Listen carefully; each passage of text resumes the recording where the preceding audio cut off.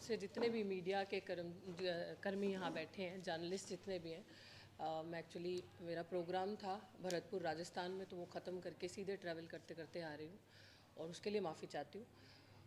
अगर आपके कोई सवाल है तो उससे स्टार्ट कर सकते हैं। थोड़े कोई सवाल ने किसी दे कोई मीडिया मीडिया मीडिया दे बंदे मीडिया हाँ जी मीडिया के कोई सवाल है तो बहरहाल अगर सवाल नहीं है तो बाद में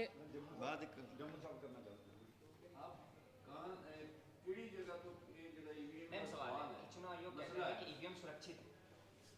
आप कित्थों शुरू करना चाहते हैं केड़ी चोण तो ਜਿਹੜੀ ਹੁਣੇ ਹੋਣੀ ਹੈ ਚੋਣਾਂ ਉਹਨਾਂ ਤੋਂ ਜਾਂ ਲੋਕ ਸਭਾ ਤੋਂ ਕਿੱਥੋਂ ਕਰਨਾ ਚਾਹੁੰਦੇ ਹੋ? नहीं ਤੁਹਾਡੀ ਗੱਲ ਬਹੁਤ ਸਹੀ ਹੈ। ਸ਼ੁਰੂ ਤਾਂ ਅਸੀਂ ਪਹਿਲੇ ਦਾ ਕੀਤਾ ਹੋਇਆ ਹੈ ਨਾ, ਔਰ ਇਦਾਂ ਨਹੀਂ ਹੈਗਾ ਕਿ ਲੋਕ ਸਭਾ ਤੋਂ ਹੁਣੇ ਸ਼ੁਰੂ ਕਰਨਾ। ਇਹ ਤਾਂ ਮੂਵਮੈਂਟ ਹੈਗਾ ਜਿਹੜਾ ਕੰਟੀਨਿਊਸ ਚੱਲਣਾ ਚਾਹੀਦਾ ਹੈ। ਔਰ ਰਹੀ ਗੱਲ ਪਿੱਛੇ ਦੇ ਇਲੈਕਸ਼ਨ ਜਿਹੜੇ ਹੋਏ ਨੇ, ਤੁਸੀਂ ਦੇਖਿਆ ਸਾਰੇ ਕੀ ਹੋਇਆ। ਔਰ ਕੋਈ ਵੀ ਐਸੀ ਚੀਜ਼ ਨਹੀਂ ਹੈ, ਕਹਿੰਦੇ ਨਾ ਜਿੱਥੇ ਧੂੰਆਂ ਨਿਕਲ ਰਿਹਾ ਹੈ ਤੇ ਅੱਗ ਹੈਗੀ ਤੇ ਪਤਾ ਚੱਲਦਾ ਕਿ ਧੂੰਆਂ ਨਿਕਲ ਰਿਹਾ। ਜਿੱਥੇ ਕਿਤੇ ਵੀ ਇਲੈਕਸ਼ਨਸ ਹੋ ਰਹੇ ਨੇ ਉੱਥੇ ਤੁਸੀਂ ਦੇਖੋ ਕੋਈ ਕੈਂਡੀਡੇਟ, ਹੁਣ ਹਰਿਆਣਾ ਦੇ ਪਿੱਛੇ ਇਲੈਕਸ਼ਨ ਹੋਈ ਆ, ਉੱਥੇ ਵੀ ਜਾ ਕੇ ਦੇਖਿਆ ਕਿ ਹਰਿਆਣਾ ਦੇ ਕੈਂਡੀਡੇਟ ਰਗਾਹ ਪਾ ਰਹੇ, ਰੋਲਾ ਪਾ ਰਹੇ ਨੇ ਜੀ ਇੱਥੇ ਇੱਦਾਂ ਹੈ ਈਵੀਐਮ ਦੀ ਬੈਟਰੀ ਨੂੰ ਲੈ ਕੇ, ਜਦ ਕਿ battery is not I think right way to go with.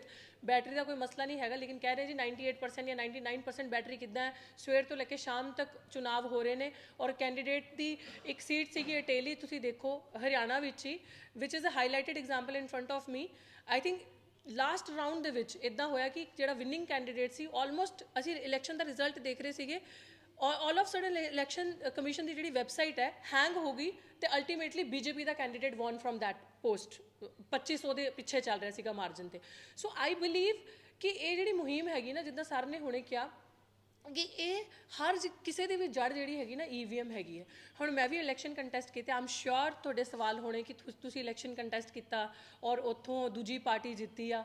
But ਇਹ ਨਾ ਬਹੁਤ ਸਮਾਰਟਲੀ ਜਿਹੜੀ ਇਸ ਟਾਈਮ 'ਚ ਬੀਜੇਪੀ ਗੌਰਮੈਂਟ ਸਰਕਾਰ ਬੈਠੀ ਆ ਪਾਵਰ ਵਿੱਚ, ਜਿਹਨੂੰ ਮੈਂ ਬੀਜੇਪੀ ਨਹੀਂ, ਮੈਂ ਕਹਿੰਦੀ ਹਾਂ ਭ੍ਰਸ਼ਟ ਜਨਤਾ ਪਾਰਟੀ, ਉਹ ਜਿਹੜੀ ਸਰਕਾਰ ਦੇ ਵਿੱਚ ਬੈਠੀ ਆ, ਉਹਨੂੰ ਪਤਾ ਕਿ ਕਿੰਨਾ ਕੁ ਮੈਨੇਜ ਕਰਕੇ ਅਸੀਂ ਕਿੱਥੋਂ ਜਿੱਤਣਾ ਹੈਗਾ, ਕਿੰਨਾ ਕੁ ਮੈਨੇਜ ਕਰਕੇ ਕਿਹੜੀਆਂ ਸੀਟਾਂ ਜਾਂ ਕਿਹੜੀ ਸਟੇਟ ਵਿੱਚ ਬਹੁਤਾ ਫਰਕ ਨਹੀਂ ਪੈਣਾ ਸਾਨੂੰ ਜਿੱਤਣ ਦਾ। ਆਪਾਂ ਨੇ ਥੋੜਾ ਬਹੁਤ ਹਰ ਇੱਕ ਜਗ੍ਹਾ ਮੈਨੇਜ ਕਰਕੇ ਮੈਜੋਰਿਟੀ ਆਪਣੀ ਫਾਰਮ ਕਰ ਲੈਣੀ ਆ।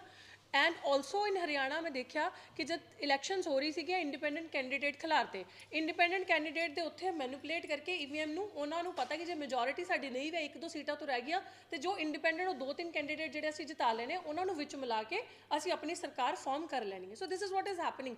If BJP in last election didn't get through Jammu Kashmir ਤੋਂ, ਤੇ ਉਹਨਾਂ ਨੇ ਹਰਿਆਣਾ 'ਚ ਬਾਜੀ ਮਾਰ ਲਈ। ਹੁਣ ਅਪਕਮਿੰਗ ਇਲੈਕਸ਼ਨ ਇਨ 2027 ਜਿਹੜਾ ਆ ਰਿਹਾ ਹੈ, ਇਹ ਬਹੁਤ ਵਰੀਸਮ ਇਸ਼ੂ ਆ।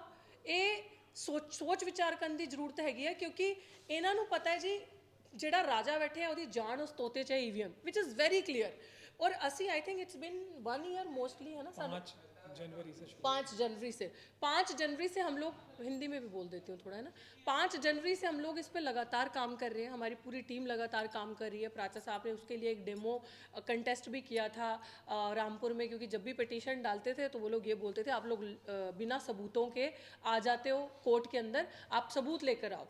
तो तमाम ईवीएम के हम लोगों के पास ऐसे सबूत हैं कि मशीनें कैसे बिना प्रूफ के आ जा रही हैं। जैसे कहते हैं जी स्ट्रॉन्ग रूम में बड़ी सख्ती होती है, मशीनें ऐसे आती है और फुल सिक्योरिटी होती है, ज़ीरो। अगर आप हमारे पास कभी, अगर हमारा ट्विटर देखें, अगर आपको कोई सबूत भी चाहिए आप हमसे ले सकते हैं। हमारे पास A to Z सारी रिकॉर्डिंग्स हैं। आई थिंक कुछ छुपाई भी उन्होंने, कुछ हमें दी भी नहीं है। तो इसलिए हमने वो सारे पुख्ता सबूत किए, हमारे पास रखे। और आपको ये भी चीज़ बता दूँ कि आज दिन तक जितनी भी फर्जी पटिशनें सुप्रीम कोर्ट में डाली जाती हैं ईवीएम को लेके, वो आप लोगों का ये भी सवाल होगा कि वो रद्द हो जाती हैं। सुप्रीम कोर्ट कहता है जी, जो हमारे इलेक्शन कमीशन के चीफ है मिस्टर राजीव कुमार, वो झूठ ऐसा बोलते कि बोलते नहीं जी नहीं, ईवीएम 100% सुरक्षित है।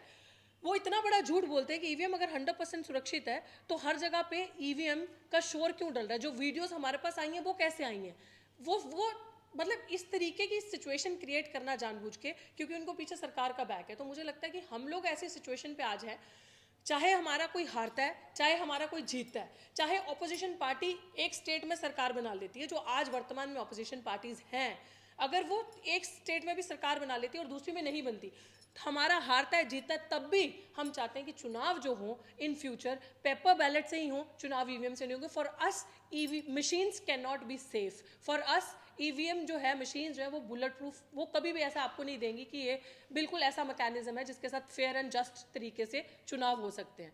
तो इसी एक मुहिम को लेकर हम लोग यहाँ पे आए हैं। कुछ कहना आपको? एक बार मैं आपके सवाल का स्पेसिफिक जवाब दे देता हूँ। दो चीज़ें हैं, एक जो आज तक हो गया और आपने शायद वही सवाल पूछा था कहाँ से शुरू करोगे। तो लोकसभा का चुनाव जहाँ 90 से ज़्यादा पिटिशन्स डली हुई हैं, उसमें से 3-4 पिटिशन्स हम लोगों ने डाल रखी हैं, तो वहाँ से शुरुआत है। अगर हम लोग इस, जो मैंने अभी आपको बताया भी था, इस आंदोलन में अगर हमारी अपोजिशन पार्टीज मदद करती हैं तो 6 महीने के अंदर अंदर 90 से ज़्यादा लोकसभा की कॉन्स्टिट्यूंसी की इलेक्शन पिटिशन्स मौजूद हैं, अभी वो हम जीत सकते हैं। हरियाणा में मेरे ख्याल से 15 से ज़्यादा वो हम जीत सकते हैं। तो 15 चुनाव से ज़्यादा, 15-17 चुनाव हरियाणा में दोबारा हो सकते हैं, ये इलेक्शन रद्द हो सकते हैं।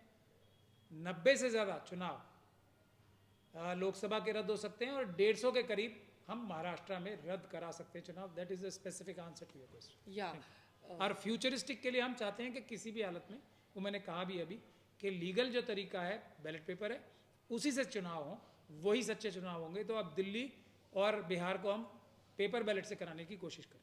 जी जी जी।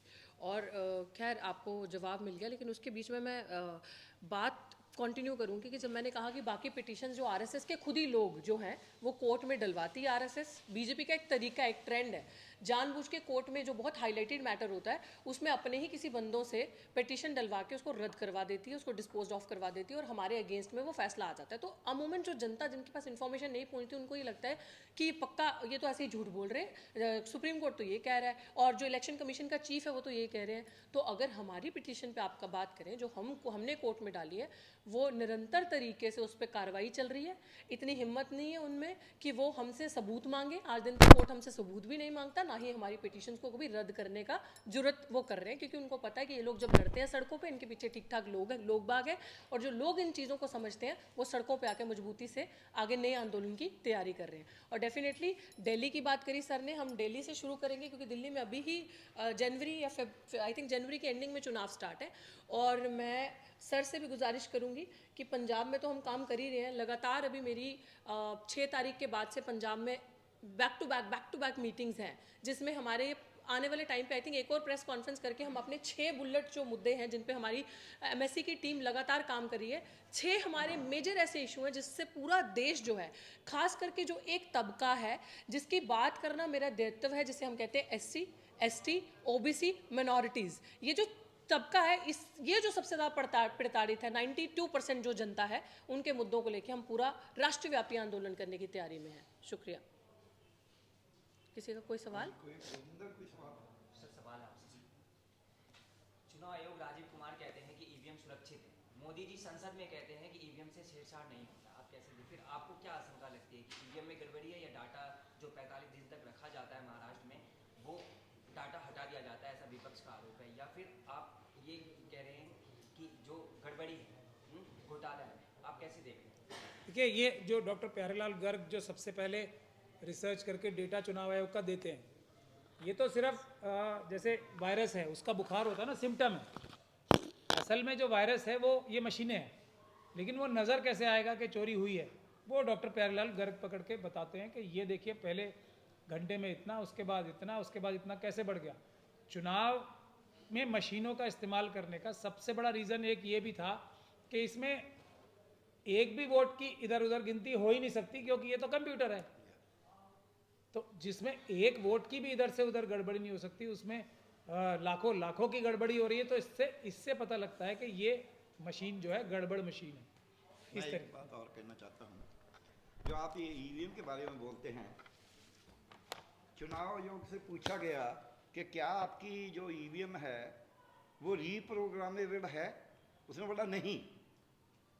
जब जो कंपनी मशीन बनाती है उससे सूचना अधिकार कानून के अनुसार पूछा गया तो उन्होंने बोला हाँ है। अभी जो आप पार्टी के राज्यसभा सदस्य हैं, क्या नाम है, संजय सिंह जी, उन्होंने ये दोनों रिटर्न भी, उनका वीडियो मेरे पास है, उनकी जो लिख के शिकायत दी है वहाँ, वो भी है कि बताइए आप सदन में ऐसा बोलते हैं। तो ऋतु जी ने ठीक बोला, पर आचार्य जी ने ठीक बोला कि वो तो बताते ही नहीं है, कोई भी कुछ भी बोल दो सदन में। चुनाव आयोग विपक्ष पार्टी को बुला रहे हैं कि टेम्पर करके दिखाए, कोई सबूत देकर दिखाए कि है ना हमारे पास, मांगो हमसे। देखिए सबूत तो सारे हमारे पास है ना, ऐसा कौन सा, इसीलिए हम ये पॉलिटिकल पार्टीज को क्या कह रहे हैं कि आप ये इन्वेस्टिगेशन बंद करो। हम लोगों के पास 3 लोगों का हमने अभी आपको जिक्र किया है, मिशन सेव कॉन्स्टिट्यूशन है, डॉक्टर प्यारेलाल गर्ग हैं, और सिटीजन कमीशन ऑफ इलेक्शन की मीटिंग वो है। तो चुनाव आयोग तो हमारी बात का जवाब ही नहीं देगा, कभी नहीं देगा, मेरे लेटर्स का खास तौर पे जवाब नहीं देता। लेकिन जैसे ही मैं, जैसे आज हम कोर्ट में गए तो तुरंत हाँ करता है, सारी बातों के जवाब देता है, और वही देता है जो हम कहते हैं कि ये सही है। ये एफिडेविट भी हमने जो दिल्ली हाई कोर्ट में लिया था, लेकिन हमारी चिट्ठी का कभी चुनाव आयोग ने जवाब नहीं दिया। ये लेकिन जो कांग्रेस पार्टी है उसके खूब जवाब देता है और डांटते हुए जवाब देता है, हमारे को कोर्ट में जवाब देता है और हमारी सारी बातों से एग्री करता है। बैटरी इशू, बैटरी का जो इशू है वो भी एक सिम्टम है।